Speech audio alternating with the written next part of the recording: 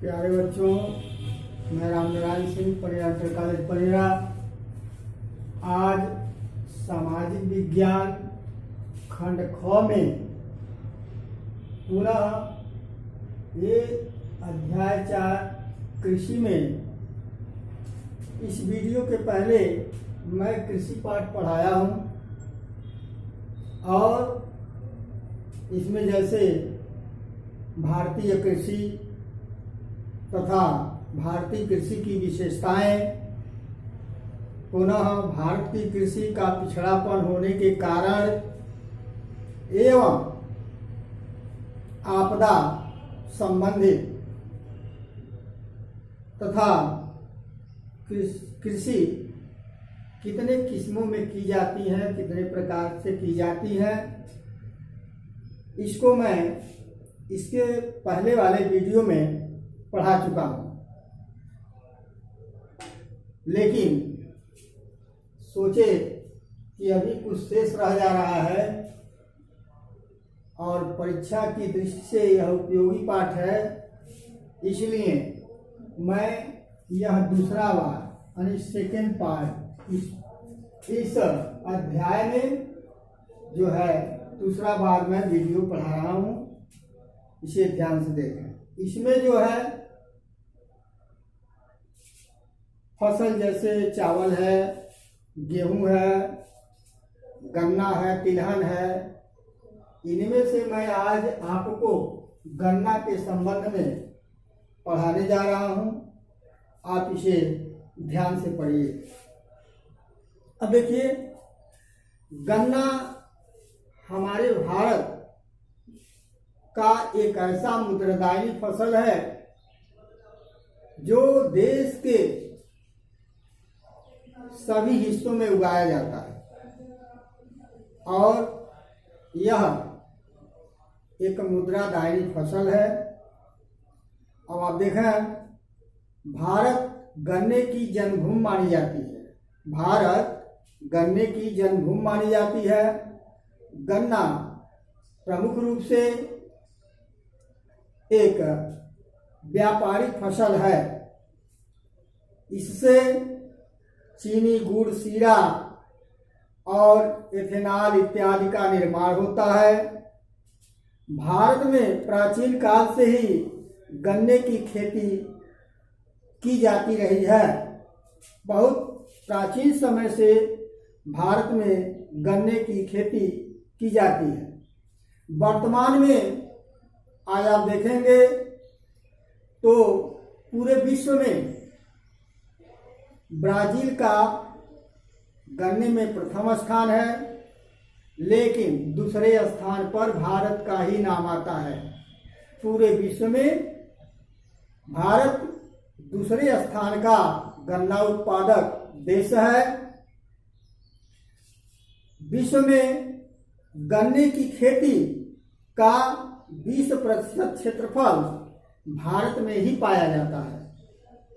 विश्व के कुल गन्ना उत्पादन का 22.4% भारत में उगाया जाता है। अब आइए आप देखेंगे कि कौन सी ऐसी भौगोलिक दशाएं हैं जो भारत में गन्ने का उत्पादन हर क्षेत्रों में किया जाता है। तो इसके विषय में आप यह जानते भी हैं कि गन्ना उष्णार्द्र जलवायु का पौधा होता है। यह गन्ना उष्णार्द्र जलवायु का फसल है जो हमारे देश में उपलब्ध है। ऐसी भौगोलिक दशाएं उपलब्ध हैं, जैसे आप देखिए तापमान, यहां मैंने लिखा है तापमान। अब उष्णकटिबंधीय क्षेत्र की फसल होने के कारण गन्ने की कृषि के लिए अंकुरण के समय उच्च तापमान की आवश्यकता होती है। 30 डिग्री से 38 डिग्री सेंटीग्रेड तापमान की आवश्यकता होती है तथा उसे पकने के समय 12 से 14 सेंटीग्रेड तापमान की आवश्यकता होती है। तापमान की आवश्यकता होती है कितना, यानी जब उसकी बुआई होती है तो 30 से 38 सेंटीग्रेड तापमान की आवश्यकता होती है, और जब उसकी कटाई की जाती है यानी पकने के बाद तो उस समय 12 से 14 सेंटीग्रेड तापमान की आवश्यकता होती है। अब आप देखेंगे वर्षा। गन्ने की फसल के लिए अधिक नमी की आवश्यकता होती है। भारत में 100 से 150 सेंटीमीटर वर्षा वाले क्षेत्रों में गन्ने की खेती उत्तम मानी जाती है। कम वर्षा वाले क्षेत्रों में सिंचाई के साधनों द्वारा सिंचाई करके गन्ना उगाई जाती है। आप जानते हो कि हमारे भारतवर्ष में जब आजादी के बाद अनेक ऐसे जैसे नहर हुआ, नलकूप हुआ तथा साथ साथ ये सब जल संसाधनों का विस्तार हुआ, जिससे आज अधिक पैदावार हो रही है। अब देखिए मिट्टी, गन्ने की, क्या मैंने लिखा है मिट्टी, गन्ने की खेती के लिए उपजाऊ दोमट मिट्टी, नमी युक्त दोमट मिट्टी की आवश्यकता होती है एवं चिकनी मिट्टी भी उपयुक्त होती है। दक्षिण के पठारी भागों में लावा निर्मित काली मिट्टी में गन्ने की पैदावार अच्छी होती है। चूना व फास्फोरस युक्त मिट्टी गन्ने के लिए उपयोगी होती है तथा गन्ने की खेती में रासायनिक उर्वरकों का भी प्रयोग किया जाता है। गन्ने की खेती के लिए रासायनिक उर्वरकों का भी प्रयोग किया जाता है। अब देखिए अगला है मानवीय श्रम। मानवीय श्रम, अब देखें, ये गन्ने की खेती के लिए अधिक मजदूरों की आवश्यकता होती है, अधिक श्रमिकों की आवश्यकता होती है। जैसे खेत तैयार करने के लिए तो तैयार कृषि यंत्रों से हो जाते हैं, लेकिन उसकी बुआई से लेकर के कटाई तक अधिक से अधिक श्रमिकों की आवश्यकता होती है तथा जब कटाई हो जाती है उसे बंडल बना करके और किसी वाहन पर लाद करके उसे मिलों तक पहुंचाना कुशल एवं सस्ते श्रमिकों की बहुत अधिक आवश्यकता होती है। इसलिए यह जो है गन्ने की खेती ऐसे क्षेत्रों में अधिक की जाती है जहां पर सघन जनसंख्या पाई जाती है, यानी सघन जनसंख्या वाले क्षेत्रों में ही गन्ने की खेती उत्तम होती है, क्योंकि यहाँ सस्ते श्रमिक उपलब्ध हो जाते हैं। पुनः आप देखिए भारत में गन्ना उत्पादक क्षेत्र, भारत में गन्ना उत्पादक क्षेत्र, अब कौन कौन से ऐसे क्षेत्र हैं, यहां मैं लिखा नहीं हूं।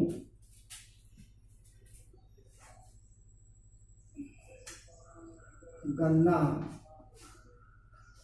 उत्पादक क्षेत्र, गन्ना उत्पादक क्षेत्र।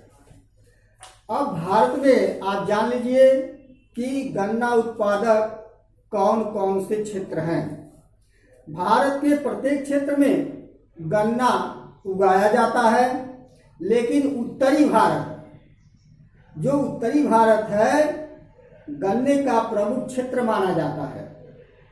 उत्तर प्रदेश के कुल उत्पादन का 50% है, यानी जो उत्तर प्रदेश है वह भारत में पहला स्थान रखता है गन्ने के उत्पादन में और अकेले 50% गन्ना उत्पादन करता है।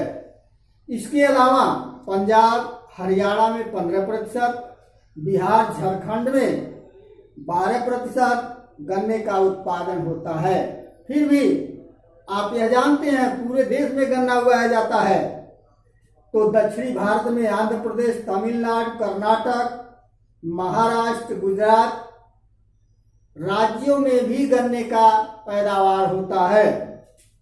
अब आप यह जान लिए कि गन्ना एक ऐसी मुद्रादायनी फसल है जो हमारे देश के अधिकतर क्षेत्रों में उगाई जाती है। अब महत्व में देखिए, गन्ना भारत का नकदी फसल है। इससे आय सीधे प्राप्त होती है, यानी आपका गन्ना जब मिल से मिल तक जाता है सीधे बैंक में इसका पैसा ट्रांसफर होता है और आपको नगद रुपए के रूप में प्राप्त हो जाता है।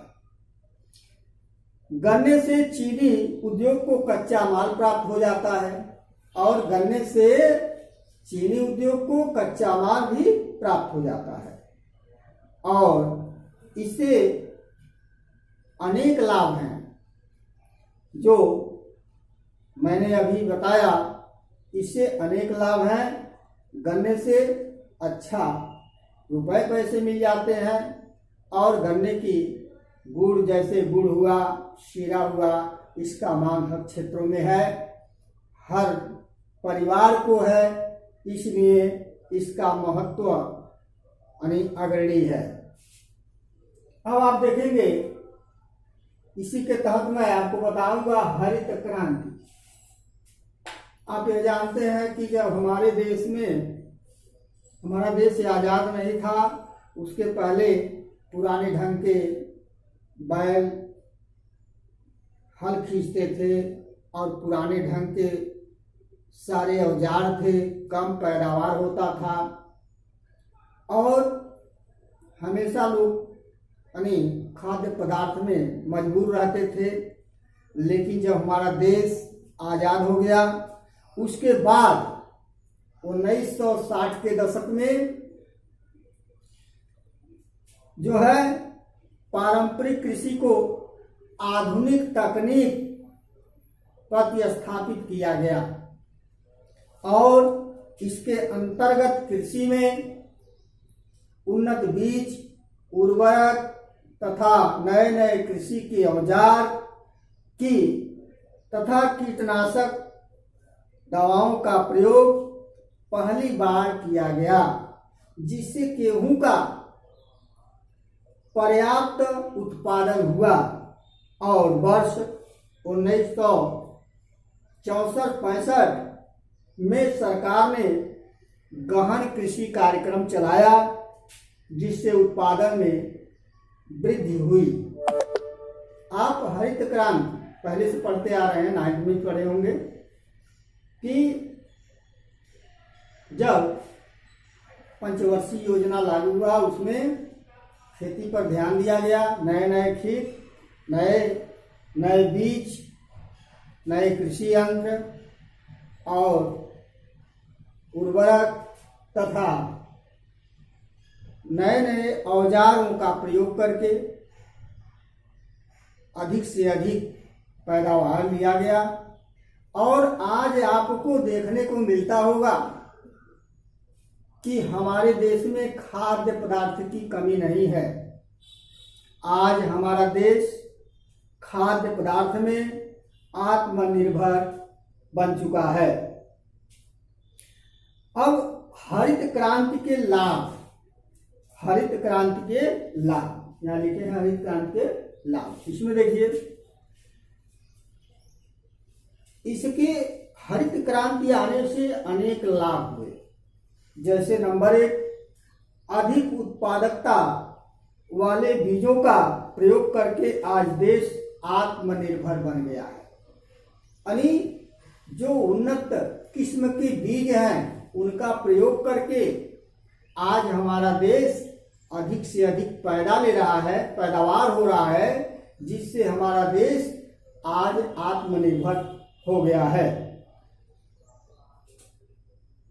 दूसरा, कृषि में रासायनिक उर्वरकों का प्रयोग बुआई से लेकर के कटाई तक, आज हमारा देश जो है वह उर्वरकों के बदौलत अधिक से अधिक पैदा ले रहा है, जो हरित क्रांति की देन है।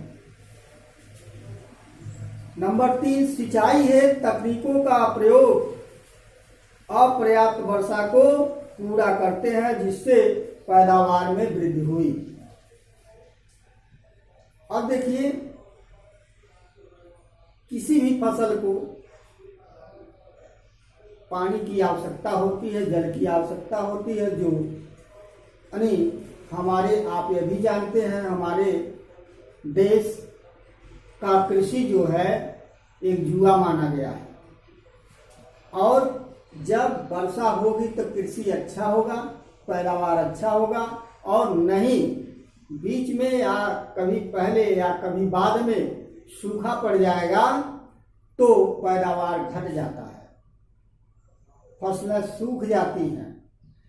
इसलिए जो है सिंचाई का इतना तकनीक हो गया है, जैसे नलकूप है, पंप सेट है, नहर है, यानी फिर जो है बहुत लोग जो है ये बिजली से भी सिंचाई करते हैं। यानी कहने का मतलब इतने तकनीक हो गए हैं जो हमारी कृषि यानी वर्षा की कमी को पूरा करने के लिए अनेक तकनीकों द्वारा सिंचाई करके और अच्छा पैदावार लिया जा रहा है। नंबर 4 देखिए, बहुफसली कार्यक्रम को प्रोत्साहन, यानी बहुफसली कार्यक्रम को भी प्रोत्साहित किया जा रहा है। हरित क्रांति ने भारतीय अर्थव्यवस्था को नवीन आयाम प्रदान किया। खेती, अब जैसे इसके पहले वाले चैप्टर में, इसके पहले वाले पार्ट में इस कृषि पाठ में मैं पढ़ा चुका हूँ, जैसे जीवन निर्वाह कृषि, गहन कृषि, रोपण कृषि, बागाती कृषि। इसके संबंध में मैं इसकी इस वीडियो के पहले वाले वीडियो में बता चुका हूँ। तो हमारी कहने का मतलब ये भारत की कृषि जो है जीवन निर्वाह की कृषि अब नहीं रह गई है। यह कृषि अब जो है वह अर्थव्यवस्था को मजबूत कर रही है। यानी हरित क्रांति ने भारतीय अर्थव्यवस्था को नई आयाम प्रदान किया है।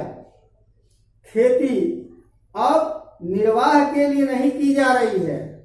पहले लोग खेती करते थे जीवन निर्वाह, किसी तरह जीवन चलता रहे, लेकिन आज ऐसा नहीं है। अब खेती व्यवसायिक दृष्टि से की जाने लगी है। इसके अंतर्गत अधिक से अधिक फसलों का उत्पादन करना, अधिक से अधिक आय प्राप्त करना होता है। और आज कृषि कार्य करने वाले लोग जागरूक होते जा रहे हैं, जो अधिक से अधिक पैदावार अपने खेतों में कर रहे हैं और उससे अधिक लाभ ले रहे हैं।